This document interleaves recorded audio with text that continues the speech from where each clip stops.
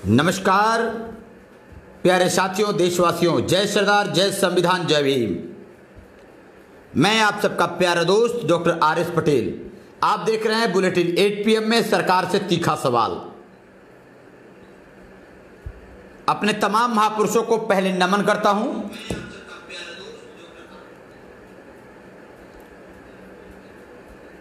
सरकार से तीखा सवाल, और सवाल के साथ आज मोदी जी ने किया है मन की बात।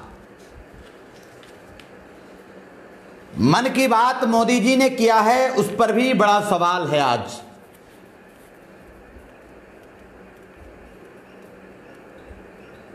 बुलेटिन 8 PM पर सरकार से तीखे सवाल में लाइव पर हाजिर हुए देश भर के क्रांतिकारी साथियों, प्यारे मित्रों, दोस्तों से अनुरोध है कि अपना कमेंट जरूर लिख भेजिए।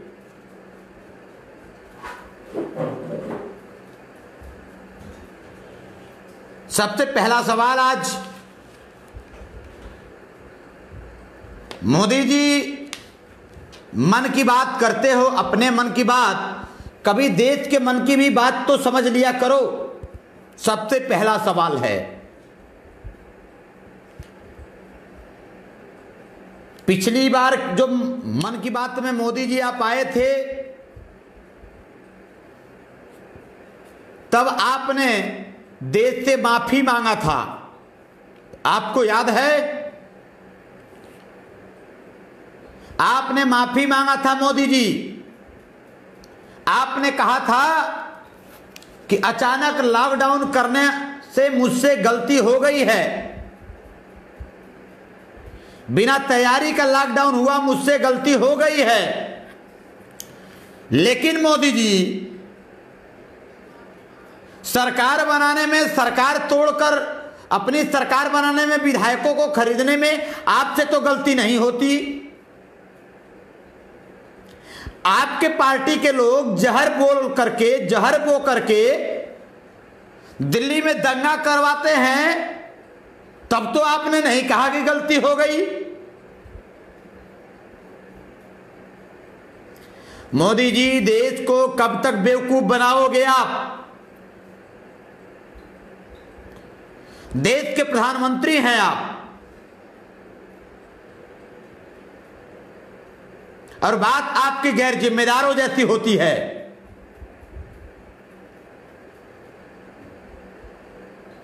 आज मन की बात में हम लोगों को भरोसा था कि आज हमारे देश के प्रधानमंत्री, ओह गलती हो गई, भारतीय जनता पार्टी के प्रचार मंत्री आज मन की बात में देश के लिए कुछ पिटारा खोलेंगे, देश के लिए कुछ नया लेके आएंगे। देश चारों ओर से गंभीर समस्या में है। हम लोगों को भरोसा था कि देश के जो दिहाड़ी मजदूर हैं, जो 25 से 30% जिनकी आबादी है, जो देश और प्रदेश के कोने कोने में फंसे हैं, जिन लोगों की रोजी रोजगार चौपट हो गई है, उनके लिए मोदी जी आज कुछ बोलेंगे आप, उनके लिए कुछ घोषणा करेंगे आप। हम लोगों को भरोसा था कि आप इस देश के सुरक्षा कर्मियों के लिए कुछ घोषणा करेंगे आप। हम लोगों को भरोसा था कि डॉक्टरों के लिए कुछ विशेष पैकेज की घोषणा करेंगे आप। हमें भरोसा था कि देश के किसानों के लिए आप कोई घोषणा करेंगे। लेकिन मोदी जी, हम भूल गए, हमने आपसे गलती से भरोसा कर लिया। मोदी जी, हम तो भूल गए, हमने आपको गलती से PM मान लिया। मोदी जी, हम तो भूल गए, हमने आपको नहीं समझा कि आप भारतीय जनता पार्टी के मात्र प्रचार मंत्री जैसा काम करते हैं। हमने आपके मन के बात को सुना है मोदी जी। आपने कहा देश के किसान कोरोना में सबसे महत्वपूर्ण भूमिका निभा रहे हैं। किसान देश के लड़ाई में ऋण है। आपने कहा कि भारत के किसानों के नाते हमें आपको रोटी मिल रही है। तो मोदी जी सवाल है आपसे और आपके अंधभक्त चाटुकारों से भी सवाल है। सवाल है, क्या आपने देश के किसानों के लिए कोई घोषणा किया? क्या ऐसी दुर्दिन व्यवस्था में भी आपने किसानों के लिए कोई आसरा पैदा किया? मोदी जी सवाल है आपसे, सवाल है मोदी जी। देश के किसान, देश के नौजवान और डॉक्टर, पुलिस, किसान और डॉक्टर कोरोना से लड़ रहे हैं। यह बात आपने कहा है, तो सवाल है आपसे कि बताइए किसानों के लिए आपने कौन सा पैकेज घोषणा किया? क्या आपने किसानों के कृषि को कृषि उद्योग का दर्जा दिया? क्या किसानों को कोई अलग से पैकेज घोषणा किया? क्या नहीं किया मोदी जी। आप देश का केवल भाषणों से पेट भरते हो मोदी जी, और आपके अंधभक्त जो है ना, वो आपके भाषणों के सहारे लोगों में गुमराहपन डालते हैं मोदी जी। लेकिन ध्यान रखना मोदी जी, देश आपसे सवाल करता है और सवाल का जवाब आपको देना पड़ेगा। हम हर रोज बुलेटिन 8 PM पर आपसे तीखा सवाल करने आते हैं, लेकिन आपका जवाब कभी नहीं आता मोदी जी। दूसरा सवाल है, देश के डॉक्टर्स अपने जीवन को कुर्बान करके कोरोना से लड़ रहे हैं, तो क्या डॉक्टरों के लिए विशेष पैकेज की घोषणा किया? क्या आपने नहीं किया। मन की बात करते हैं आप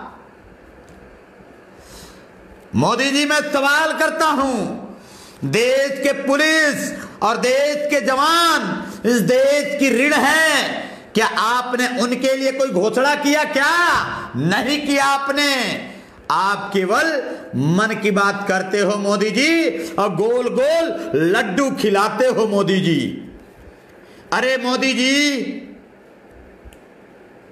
आप तो इस देश के सरकारी कर्मचारियों के दुश्मन हो, दुश्मन। मैं पूछता हूं, पूछता है ये देश, पूछती है ये जनता, मैं पूछता हूं, सवाल है, आप पैकेज देने के बजाय मोदी जी आपने एक काम किया है। जानते हैं क्या किया मोदी जी? आपने देश के सरकारी कर्मचारियों का महंगाई भत्ता रोक दिया आपने, और अभी से 2021 तक आपने रोक दिया।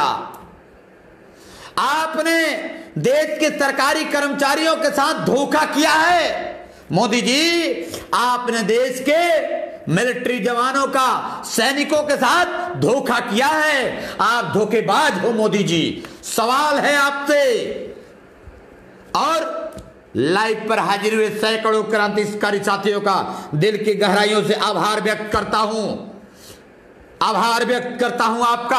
आप सबसे बस इतना गुजारिश है कि आप लाइव को शेयर करें, ताकि देश की ये आवाज मोदी जी के कानों तक पहुंचे, मोदी जी के गुर्गों के कानों तक पहुंचे, और आपकी आवाज बुलंद हो सके। इसलिए सवाल है मोदी जी। 3-4 सवाल है, पूछता हूं, जवाब दीजिए। भारत सरकार के एजेंडे में बड़े पैमाने पर टेस्टिंग होना चाहिए था कोरोना के मामले पर।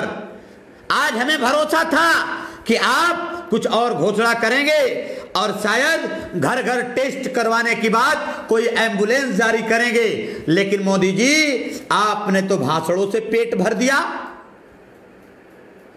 ऐसा कुछ नहीं किया आपने। हमें भरोसा था कि देश के प्राइवेट सेंटरों में देश की जनता के लिए सरकारी संस्थानों सहित प्राइवेट सेंटरों में भी आप कोरोना जांच का पिटारा खोलेंगे, लेकिन मन की बात में आपने देश को बेवकूफ बनाया है मोदी जी। अगला सवाल है, सबसे बड़ा सवाल, दुनिया अपने लोगों को बचाने के लिए अपनी पूरी ताकत झोंक देती है मोदी जी, लेकिन आप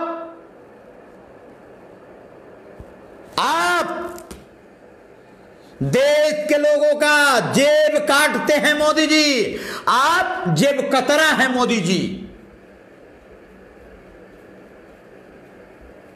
देश के कोने कोने, दुनिया के कोने कोने में लोग अपने लोगों के लिए सरकारें काम कर रही हैं, लेकिन आप तो सिर्फ अपने बीजेपी के लोगों के लिए काम करते रहे हैं मोदी जी। इसलिए सवाल है, आज हमें भरोसा था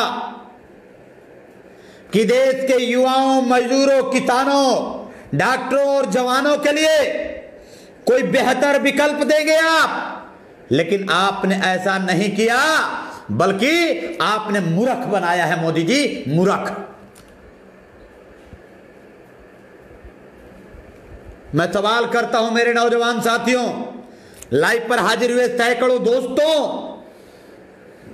बुलेटिन 8 PM पर तीखा सवाल करने के लिए आप सबके समक्ष रोज रोज आ रहा हूं, और सिर्फ और सिर्फ उद्देश्य यही है कि हमारे नौजवान जो घरों में लॉकडाउन पे बैठे हैं, ज्यादा से ज्यादा 8 बजे अपने मोबाइल को खोलें और मैसेज को फॉरवर्ड करें। हम एक लोगों को अपने अनेक लोगों को जोड़कर अपने ताकत को मजबूत करें और सरकार से सवाल करना सीखें।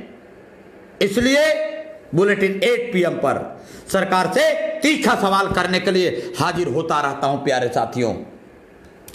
अगला सवाल है, मोदी जी क्या आपने किट बढ़ाने की व्यवस्था किया?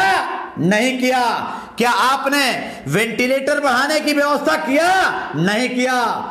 मैं दावे के साथ कहता हूं देशवासियों, ये हमें मारना चाहते हैं। आने वाले समय में मई जून में जो उसमें मोदी जी केवल अपने आंसू बहाएंगे और आंसू बहा के देश के साथ भावनात्मक खेल खेलेंगे, और फिर मोदी जी के रोने पर यह देश कहेगा कि बेचारा मोदी क्या करता। मोदी जी इमोशनल अत्याचार कोई आपसे सीखे। आप इमोशनल अत्याचारी हो, आप देश में बर्बादी के कारण हो। शायद आप सबको पता नहीं है, मैं बता दूं, लॉकडाउन होने के बाद देश के कोने कोने से, देश के तमाम जगहों पर मजदूरों ने जब पलायन कर दिया, तो आपको बता दें मित्रों, दिल्ली से, मुंबई से, बेंगलोर से, भोपाल से, देश के कोने कोने से लोग निकले घरों के लिए। बिहार जाने वाले लोग, रास्ते में बहुतों लोगों ने, मजदूरों ने दम तोड़ दिया। कई मजदूरों की मौत हो गई है, लेकिन इन सरकारों बेशर्मों को पता नहीं है, ये सिर्फ और सिर्फ इस देश में इमोशनल अत्याचार करते रह जाएंगे और हमें आपको बेवकूफ बनाते रह गए। अगला सवाल है, अभी अंधभक्तों के पापा के पापा, अंधभक्तों के पापा के पापा, यानी अंधभक्तों के दादा मोहन भागवत,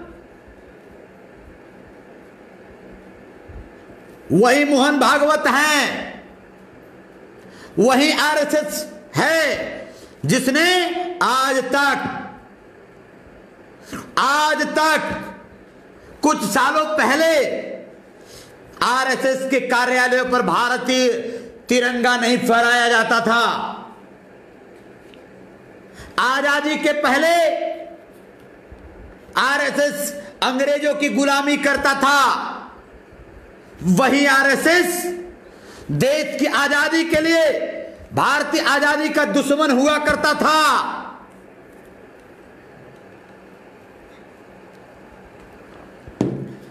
उसी के मुखिया मोहन भागवत ने आज बयान दिया है। जानते हैं क्या दिया उन्होंने? उन्होंने कहा कि पालघर मामले में पुलिस और सरकार क्या कर रही है, क्या कर रही थी, पूरा और पूरा दोष केवल और केवल पुलिस और सरकार की है। तो मोहन भागवत जी भक्तों के दादा, अंधभक्तों के पापा, आपसे सवाल है, मुझे जवाब दो। पहला सवाल कि सोशल मीडिया पर बीजेपी के आईटी सेल के लोगों ने लगातार एक र्यूमर फैलाया था, एक अफवाह फैलाया था कि देश में पाकिस्तान से मुल्ले आए हैं, पाकिस्तान से मुसलमान आए हैं और साधु का भेष बन करके देश के कोने कोने में जा रहे हैं और गांवों में जा रहे हैं। ये बच्चा चोर है, इनसे सतर्क रहना। आईटी सेल के लोगों ने देश के कोने कोने में बहुत तेजी से वायरल किया था। जब संतों और बाबाओं के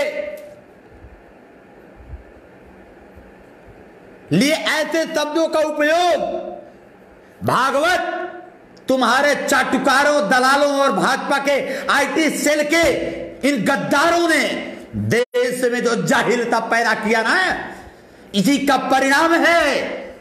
इस देश में इन लोगों ने सोशल मीडिया पर जो अफवाहें फैलाया, उसी के कारण बाबाओं की मौत हुई। आपने कभी बीजेपी के आईटी सेल जो देश में गंदगी फैलाता है, जो इस देश में पूरे भारत में अफवाह फैलाता है, उसके खिलाफ कभी जवाब नहीं दिए मोहन भागवत जी, नहीं दिया आपने। और दोगे कैसे? इस देश के दलाल हो आप लोग। इसलिए सवाल है, अगली सवाल बहुत मजबूत है। मैं मित्रों तो चाहता हूं कि लाइव को खूब शेयर करिए ताकि इनके कान में दर्द हो, इनके पेट में मरोड़ हो और इनको इस बात का एहसास हो कि देश की जनता जाग गई है और इन आर्यों को भारत छोड़ के जाना पड़ेगा। ये आवाज उठाना पड़ेगा हमें, आपको।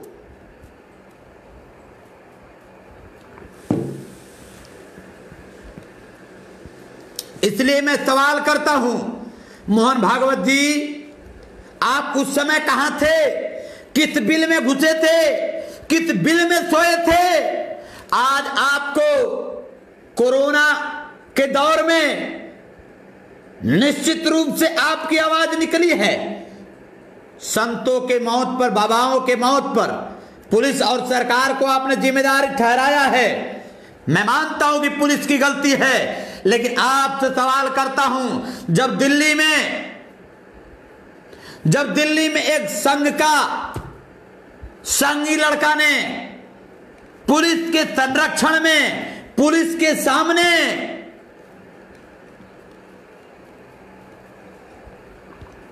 पुलिस के सामने जब गोलियां चलाया था, दिल्ली पुलिस के संरक्षण में जब गोलियां चलाया था, मैं पूछता है देश का ओबीसी, पूछता है देश का दलित, पूछता है देश का मूल निवासी, ऐ मोहन भागवत, विदेश से आए हुए आर्यों, मैं तुमसे पूछता हूं, दिल्ली में जब तुम्हारा कुत्ता जब गोली चलाया था, तब किस बिल में सोए थे मोहन भागवत? उस समय बयान क्यों नहीं आया? दिल्ली पुलिस गृह मंत्रालय के अधीन, क्यों नहीं सवाल पूछे गृह मंत्री से? क्यों नहीं सवाल पूछा दिल्ली प्रशासन से? क्यों नहीं सवाल किया तुमने मोदी से? क्यों नहीं किया मोहन भागवत? क्यों नहीं किया? नहीं करोगे। क्यों? क्योंकि तुम देश के दलाल हो। नहीं करोगे आप, क्योंकि देश में सच्चाई आपको न सुनने आता है, न देश में सच्चाई कहने आता है आपको। इसलिए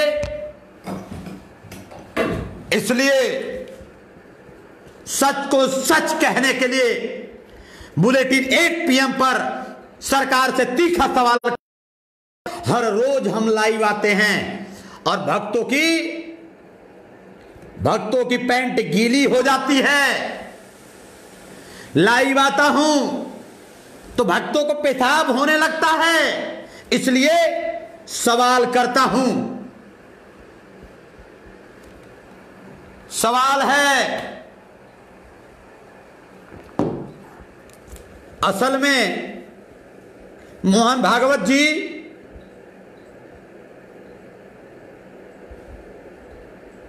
साधुओं की हत्या हुई, लिंचिंग हुआ, मुझे भी दर्द यहां है, नहीं होना चाहिए। लेकिन पहलू खान की हत्या हुई थी, लिंचिंग हुई थी, तब कहां सो रहे थे क्या? ऊंजा में जब दलितों के साथ लिंचिंग हुआ तब भांग खा के सोए थे क्या? सुबोध कुमार सिंह की बुलंदशहर में लिंचिंग हुई, बजरंग दल का पदाधिकारी, संघ का पदाधिकारी मुख्य आरोपी था, तब भांग खाए थे क्या? सोए थे क्या? आवाज नहीं निकली थी क्या? मुंह में लकवा मार दिया था क्या? संघियों, नहीं बोलोगे। न तो सच कहने आता है तुम लोगों को, न तो सच सुनने की औकात है। इसलिए मैं कहता हूं, कोरोना खत्म होने तो दीजिए। संघ और भाजपा की ऐसी की तैसी होगी। कोरोना का दौर है, इसलिए आपसे सवाल सड़कों पे नहीं हो पा रहा है। प्यारे भाइयों और देशवासियों, इनसे सवाल करना सीखो। और मैं क्लियर बताता हूं, जो समाज सवाल करना नहीं सीखा वो समाज गुलाम कहा जाता है। इसलिए मैं सवाल करने की बात कहता हूं।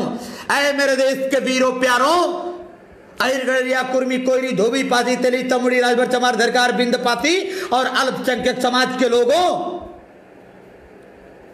सवाल करो, सवाल करना सीखो और इन संघियों को इनके भाषा में जवाब देना सीखो। इनका इलाज हमारे आप जैसे ही लोग कर सकते हैं। इसलिए मैं आप सबको सैल्यूट करता हूं कि लाइव पर सैकड़ों क्रांतिकारी साथी हाजिर हैं।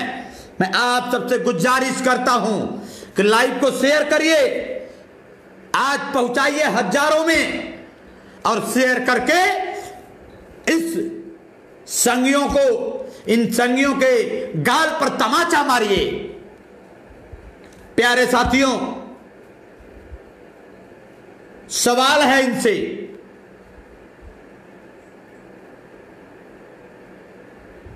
सवाल है, लेकिन ये एक भी जवाब देने की औकात मोहन भागवत और उनके बच्चों को, उनके भक्तों को नहीं है। एक भी सवाल का जवाब सीधे से नहीं दे सकते भक्तों। दावे के साथ कहता हूं, और दावे के साथ कहता हूं कि यदि तुम्हारे में औकात है तो डिबेट कर लो आमने सामने, चाहे संविधान के मुद्दे पर, चाहे हिंदुत्व के मुद्दे पर, चाहे आरक्षण के मुद्दे पर, चाहे समता के मुद्दे पर, चाहे किसानों के मुद्दे पर। जवाब नहीं दे पाओगे, पेशाब हो जाएगी तुम लोगों को। इसलिए फेसबुक लाइव के माध्यम से बुलेटिन 8 PM में सरकार से तीखा सवाल रोज करने आता हूं, और मैं अपने भाइयों से अनुरोध करता हूं कि लाइव पर हाजिर हुए सैकड़ों क्रांतिकारियों, ताकत को मजबूत करिए, ताकत को मजबूत करिए और संघियों को उनके भाषा में जवाब देना पड़ेगा। प्यारे साथियों, अगला विषय है, हाँ, तो मोहन भागवत से सवाल है कि मोहन भागवत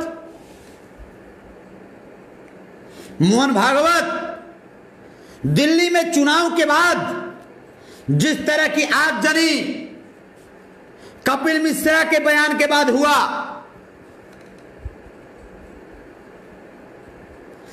जिस तरह से कपिल मिश्रा ने, जिस तरीके से कपिल मिश्रा ने दिल्ली में आग भड़काया, सांप्रदायिक दंगा करवाया, तो कपिल मिश्रा और दिल्ली पुलिस, गृह मंत्री को आपने सवाल किया क्या? नहीं किया। कैसे करोगे? सांप्रदायिक दंगा भड़काने वाले, जहर देश में बोने वाले असली जड़ तो आप ही हो। इन जड़ को, इस जहर फैलाने वालों के पापा तो आप ही हो। इसलिए सवाल है मोहन भागवत जी, मामले पर देश ने सवाल पूछना शुरू किया गया, नहीं तो बखिया उधेड़ दी जाती, आरएसएस की और आपकी बखिया उधेड़ दी जाती। भागवत आपके सरकार की, आपके चेले और चपाटों की बखिया उधेड़ दी जाती, पेशाब होने लगता तुम्हारे चेलों को। लेकिन जवाब तो देना पड़ेगा। सवाल करने आए हैं हम लोग, जवाब लेके रहूंगा। आज दो, कल दो, परसों दो, जवाब तो देना पड़ेगा। इसलिए सवाल करता हूं। अगला सवाल है, देश के प्यारे साथियों, फिर ओबीसी आरक्षण पर हाईकोर्ट ने किया कुठाराघात। आप सबको यह विशेष जानकारी देने के लिए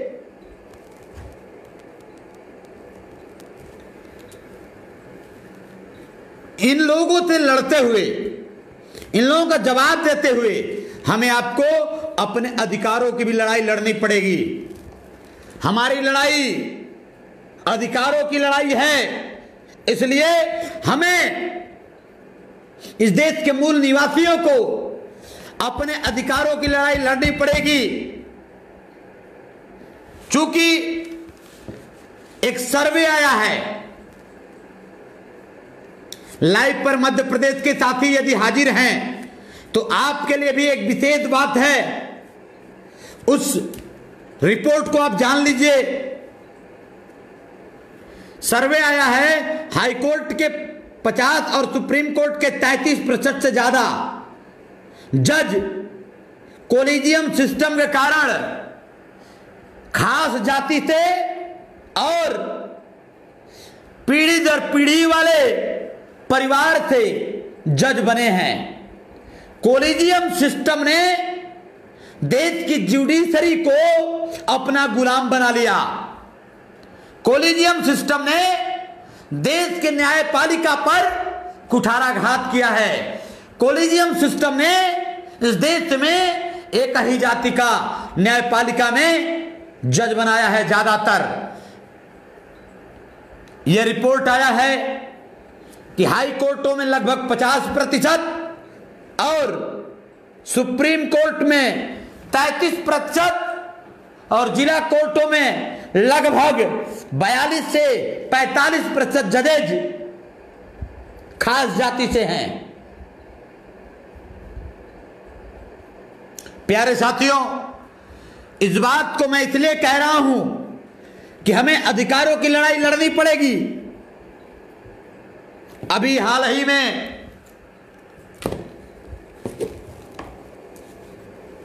आप सबके बीच में जानकारी रख रहा हूं, भोपाल हाईकोर्ट में आज ओबीसी आरक्षण को लेकर पिटीशन पर डेट था, लेकिन सरकार की तरफ से जो वकील, मनुवादी वकील, उस वकील ने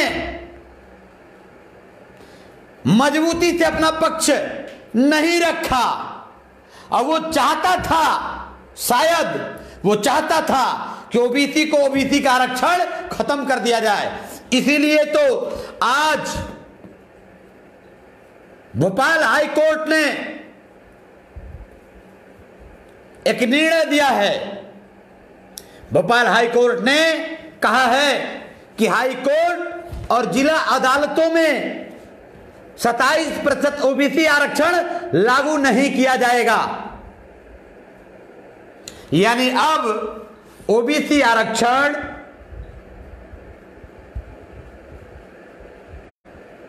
जिला और हाई कोर्ट के अदालतों में लागू नहीं होगा। यह सबसे बड़ा कुठाराघात है। यह वही सरकार है जो पूरे देश में 13 पॉइंट रोस्टर लागू किया था मोदी जी ने। उन्हीं की बीजेपी सरकार है मध्य प्रदेश में। किसी भी तरीके ये ओबीसी के पक्ष में काम नहीं कर सकते। इसलिए इस बात को जानना है मेरे प्रिय साथियों, मेरे प्रिय मित्रों, इस बात को हमें आपको जानना है, सवाल करना है, इनसे सवाल करना है। और आज मध्य प्रदेश के भोपाल हाई कोर्ट में जो ओबीसी के खिलाफ ये निर्णय आया है, इससे पूरे देश के ओबीसी के लोग आहत हैं। यह मामला आज भोपाल में हुआ है, कल उत्तर प्रदेश में होगा, यहीं अब परसों देश भर के प्रदेशों में ये भाजपा ही लागू करवा देंगे और ओबीसी का आरक्षण धीरे धीरे खत्म कर दिया जाएगा। इसलिए इस देश के इन बेईमानों को, ओबीसी के दुश्मनों को सत्ता से पदच्युत करना बहुत जरूरी है। बुलेटिन 8 PM में सरकार से तीखा सवाल करने के लिए मैं रोज रोज रात को 8 बजे आप सबसे सवाल करने, सरकार से सवाल करने, आप सबके पक्ष में आपसे बातचीत करने के लिए फेसबुक लाइव पर आ रहा हूं मेरे भाइयों। उद्देश्य सिर्फ यही है कि घरों में बैठकर कम से कम लाइव पर अपनी प्रतिक्रिया व्यक्त करिए, अपनी सवाल कमेंट बॉक्स में लिख भेजिए।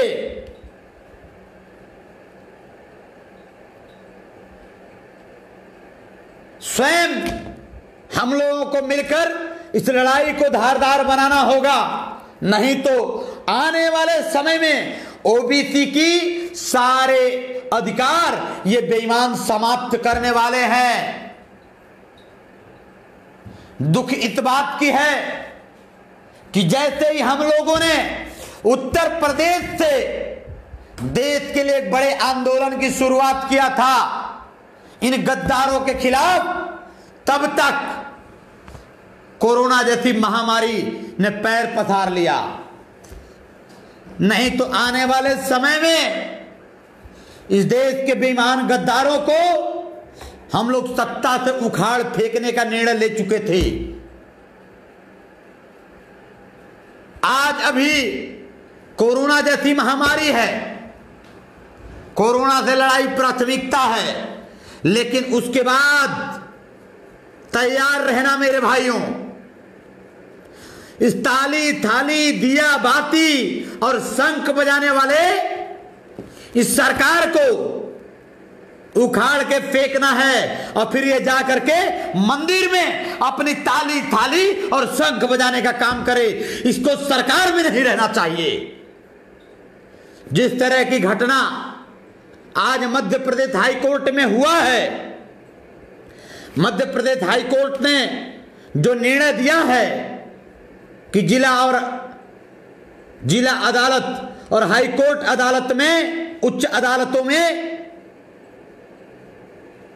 27% ओबीसी का आरक्षण लागू नहीं रहेगा। इससे प्रदेश के ओबीसी के लोगों में बहुत बड़ा आघात हुआ है। इसलिए प्यारे साथियों, मैं आप क्रांतिकारी साथियों से यह अनुरोध करते हुए अपील करता हूं कि अपनी ताकत को मजबूत करिए, अपने ताकत को मजबूत करिए। सोशल मीडिया के माध्यम से,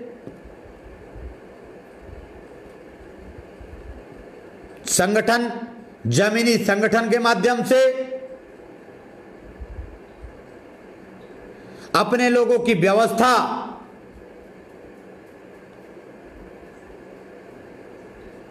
के माध्यम से लड़ाई लड़ना पड़ेगा। चूंकि देश के जो जिंदगी भर भीख मांगने वाले, मंदिरों में जो पुश्तैनी जिनका आरक्षण है, ये लोग हमारे आपके आरक्षण के खिलाफ सदैव थे, सदैव। ये कल भी हमारे आरक्षण के खिलाफ था, आज भी है और ये बेईमान कल भी रहेंगे। इसलिए इनको नजरअंदाज करते हुए हमें अपनी ताकत बढ़ानी पड़ेगी। इसलिए हमें आपको मिलकर अपनी ताकत को बढ़ाना होगा। प्यारे भाइयों, ओबीसी आरक्षण पर कुठाराघात कभी हाईकोर्ट के माध्यम से, कभी सरकार स्वयं करते आ रही है। इसलिए हमें मजबूती से इस ताकत को पकड़ना पड़ेगा और कोरोना के बाद हमें अपनी आंदोलन को धार देना पड़ेगा। ओबीसी, एससी, एसटी और माइनॉरिटी को एक करके हमें अपनी लड़ाई लड़के अपनी व्यवस्था पर कब्जा करना पड़ेगा। प्यारे भाइयों, अगला विषय है आज का कोरोना अपडेट।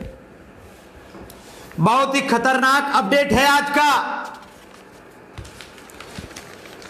बहुत खतरनाक अपडेट।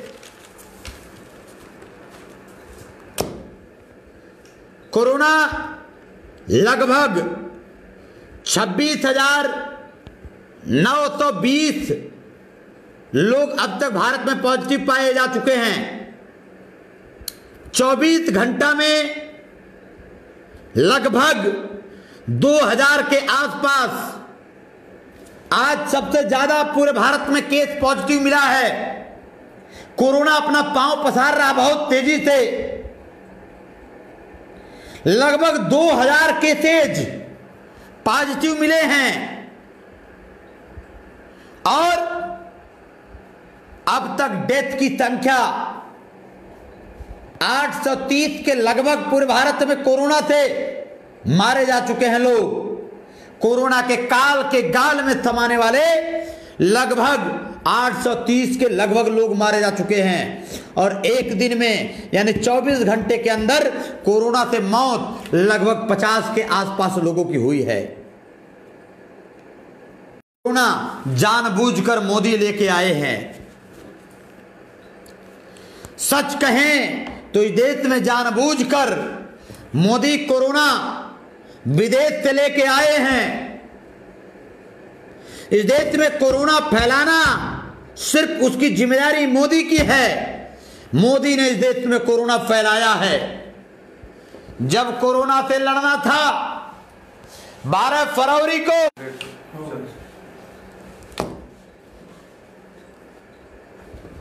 प्यारे साथियों, लाइव के दौरान अंधभक्तों द्वारा लगातार रिपोर्ट किया जा रहा है फेसबुक पेज पर रिपोर्टिंग और स्पॉट मारा जा रहा है, जिसके कारण लाइव रुक जा रहा था बीच में। हाँ, तो मैं कह रहा था कि इस देश में जो कोरोना फैला है, जब 12 फरवरी को राहुल गांधी ने चेताया था, तो उस समय नमस्ते ट्रंप करने में मोदी जी व्यस्त थे।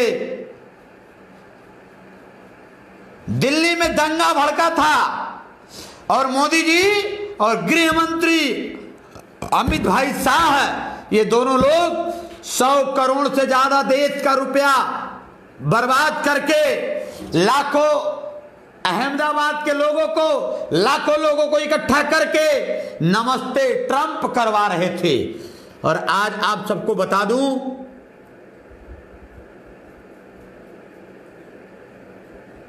आप सबको बता दूं, वह मोदी लाखों लोगों को जिसने गुजरात के अहमदाबाद में इकट्ठा किया, उन लाखों लोगों में तमाम लोग संक्रमित हो गए हैं। आज पूरे देश में दिल्ली मुंबई के साथ अहमदाबाद में भी बहुत खतरनाक स्टेज पर कोरोना पहुंचा है। अहमदाबाद के कमिश्नर का वक्तव्य है कि हो सकता है कि गुजरात के अहमदाबाद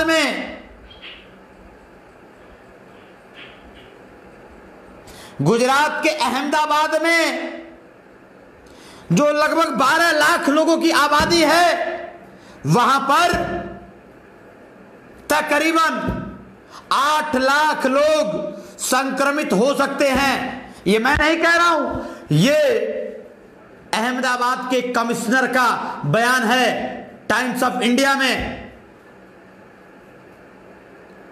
मेरे मित्रों, नमस्ते ट्रंप करने में मोदी जी ने, जब WHO और देश के कोने कोने से, दुनिया के कोने कोने के लोग भारत को सलाह दे रहे थे, उस समय मोदी जी नजरअंदाज कर रहे थे और नमस्ते ट्रंप करने में लाखों लोगों को एकजुट कर दिया था, भीड़ बढ़ाया था मोदी जी आपने।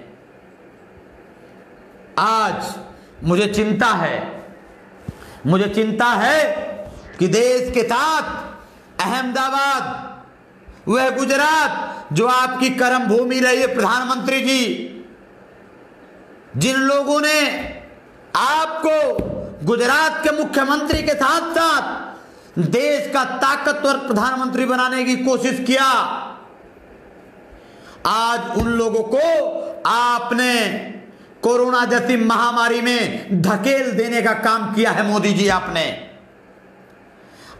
धकेल देने का काम किया है मोदी जी।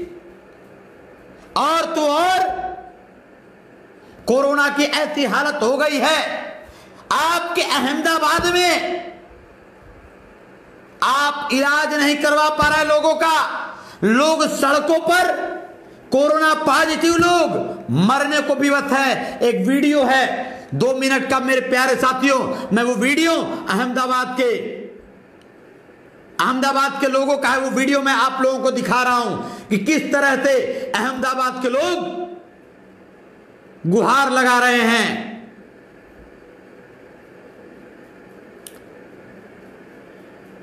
किस तरीके से अहमदाबाद के लोग गुहार लगा रहे हैं।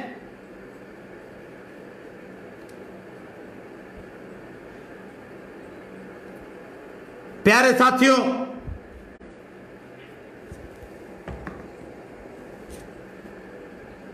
आज जो हालात है इसी में है, उससे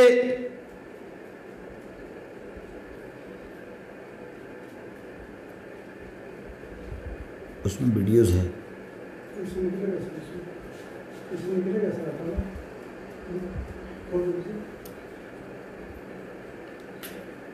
जल्दी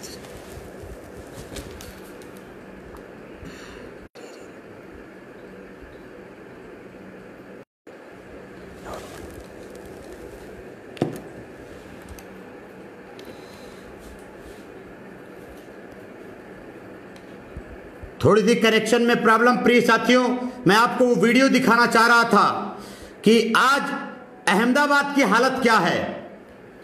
अहमदाबाद के लोग इलाज के लिए तड़प रहे हैं। मोदी जी का कर्मस्थली, जिन लोगों ने मोदी जी को यहां तक पहुंचाया, उनका इलाज मोदी जी नहीं करवा पा रहे हैं तो देश का कैसे करवाएंगे। ये देखिए, मैं आपको वीडियो दिखा रहा हूं।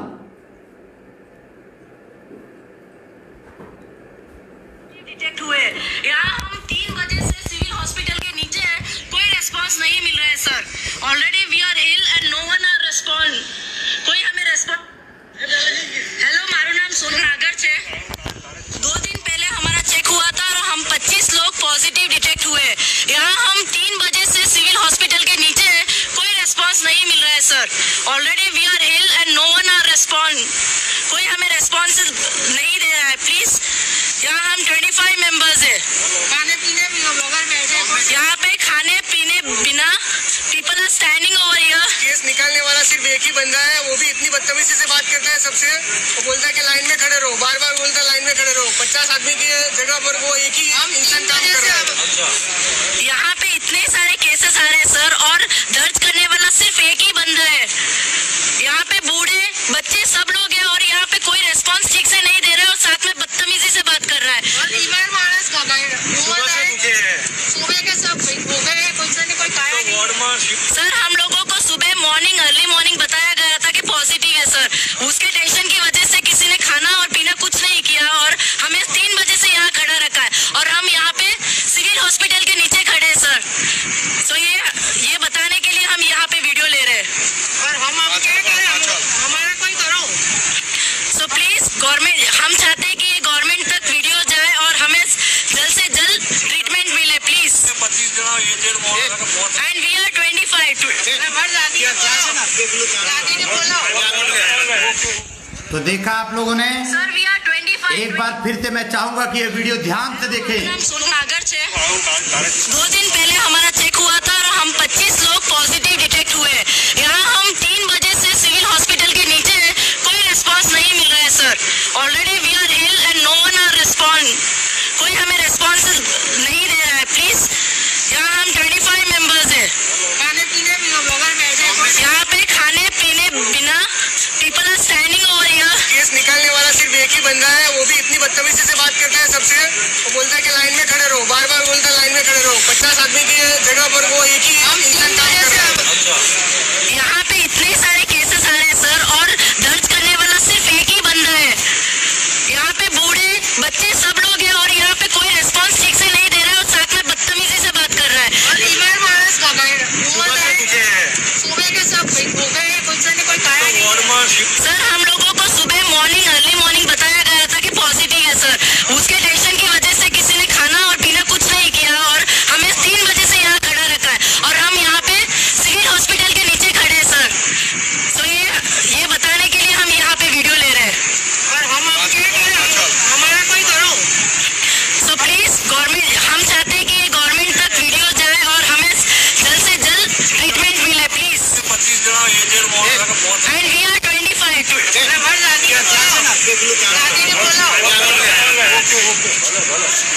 Sir, we are 25 positive case है सर।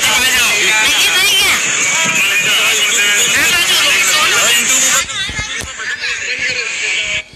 तो देखा आप लोगों ने किस कदर अहमदाबाद में भी मचा है गदर। यह वही अहमदाबाद है जिस अहमदाबाद में मोदी जी, यह वही अहमदाबाद, यह वही गुजरात है जिस गुजरात मॉडल को मोदी जी ने कह करके पूरे देश में सत्ता। आज अहमदाबाद, इस वीडियो में आपने देखा कि 25 लोग पॉजिटिव हैं, वो सड़क पे घूम रहे हैं कोरोना पॉजिटिव और उनको ट्रीटमेंट नहीं मिल रहा। आखिर मोदी जी ये इस तरह की गलतियां आपके गुजरात वाले में, अहमदाबाद में है, उसको संभाल नहीं पा रहे हैं। इसी के साथ मैं अपने देश भर के लाइव अटेंड कर रहे देश भर के प्यारे साथियों, काफी देर से आप सब लाइव पर हैं। आप प्यारे साथियों को दिल की गहराइयों से आभार व्यक्त करते हुए मैं आप सबका बार बार आभार व्यक्त करता हूं कि सजग रहिए, बने रहिए, रोज अटेंड रहिए। रात 8 बजे सरकार से तीखा सवाल करने के लिए हम आप सबके बीच फेसबुक लाइव पर बुलेटिन 8 PM पर सरकार से तीखा सवाल करने के लिए हाजिर रहेंगे। कल मिलेंगे फिर बुलेटिन 8 PM पर सरकार से तीखा सवाल। आप सबको बहुत बहुत आभार, धन्यवाद। जय सरदार, जय संविधान, जय भीम प्यारे साथियों।